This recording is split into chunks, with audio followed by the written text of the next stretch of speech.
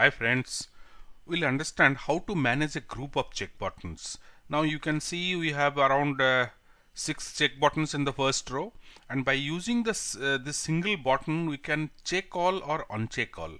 Now you can see I am using one button only and checking all the check buttons and unchecking. Now we'll understand how to do this. We kept 6 check buttons in one row, all are having row 1, and in seventh one, which will be the master one, which we will be using for to control all the 6 buttons, is kept in row 2. You can see here, and the 7th button, whatever we will be controlling, has a command is option connected to my update, my UPD. This is the function we will be coding now. So by writing that function, we will be controlling all other 6 check buttons. All check buttons are connected to a variable, integer variable here, c1b, c2b underscore, like that it is continuous. Now we'll write the function for our when you check or uncheck the 7th button, this function will trigger my update. This is the function which will be triggered.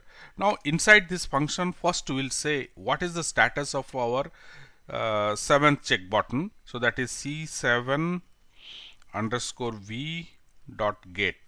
Now this c7 underscore v is the integer variable, we have declared it for each check button. One we have declared. You can see here c7 underscore v, here we have declared it. So the same one we are using now at the top, c7 underscore v dot get equal to 1. That means that if it is checked, then what it should do, we will make it c1 dot select. We are using select method here. C1 is select. So this is now first check button, you select it. Similarly, we'll copy it, paste it here, make it C2. Same thing will continue for the 6 check buttons. C4, 5 and 6. So this is how we'll make all the, if for 7th one is checked, then all other 6 buttons will be checked.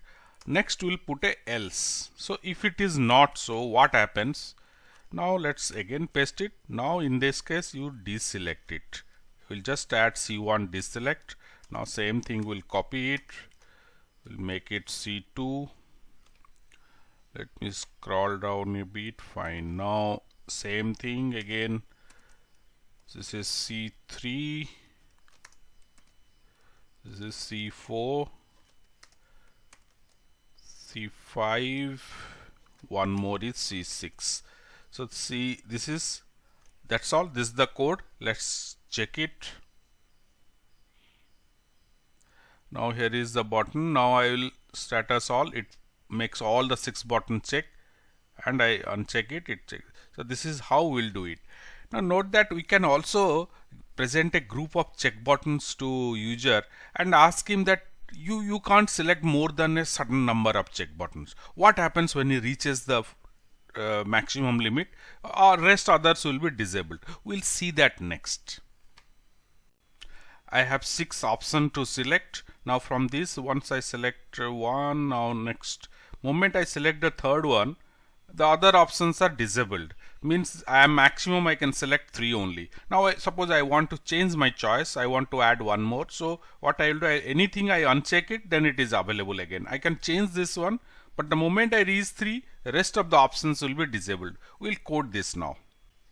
We have 6 buttons placed in one row, and each button is connected with one integer variable, and each button has one command option which will be triggered the my update. Now we'll code the my update function now. In this, first we'll start with I equal to 0. So this is the counter we are placing to monitor how many buttons are checked. And the first we will do is if c1 underscore v. What is c1v? Is the integer variable connected to the first check button. You can see this variable, we have connected it here, and we have declared it also here.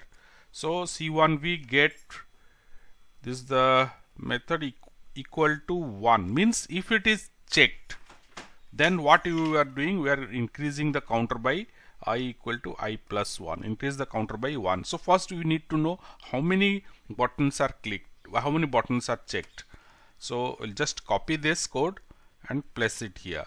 So this will be C2 get. Fine. Now I'll come to C3, because in the integer variables connected to each button is C1 underscore B, C2 underscore B, like this.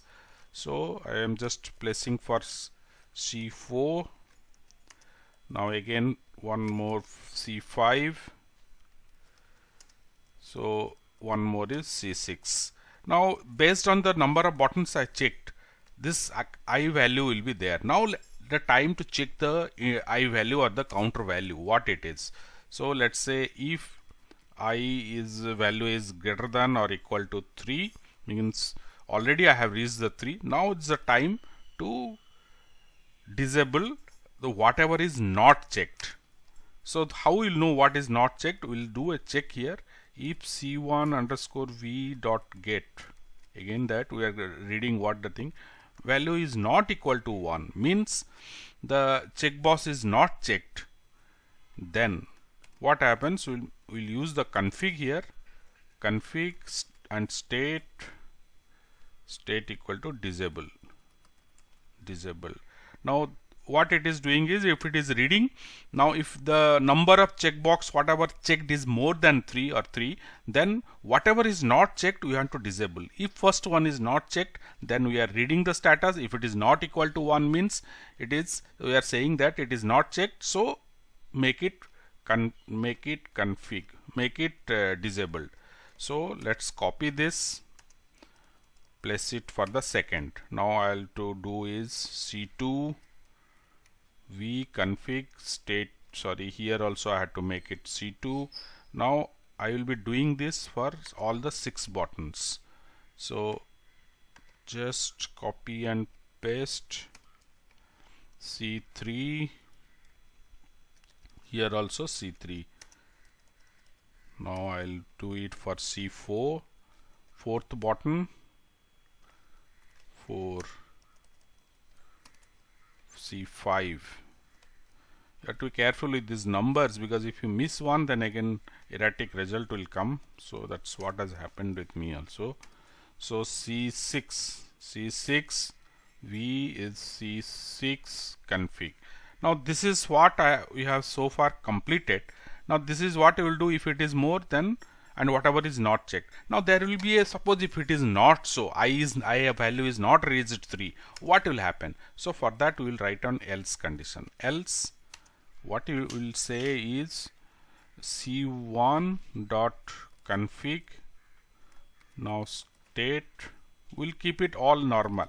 Note that we are not changing any check or uncheck status. Only thing we are changing is making it normal. Not from the disabled state, we are bringing it to normal. We'll say same thing for C2. For C3, let me, yeah. So C3 normal, C4 normal, we'll say C5 again normal. Now one more is C6 is normal. That's all. This will check it one. If we are not missed anything, this should work fine. Now I have selected Python. Let me select HTML. Let me select JavaScript. All others are disabled. Now if I remove one, yeah, I can go for PHP. I can select it. Let me remove something else also. Now I can go for more selection. Only one is selected, so 2 more are allowed. So this is, you can see others are disabled. This is how I can restrict the user selection to 3 only. You can change the value to 4, then in that case user can go for 4 selections.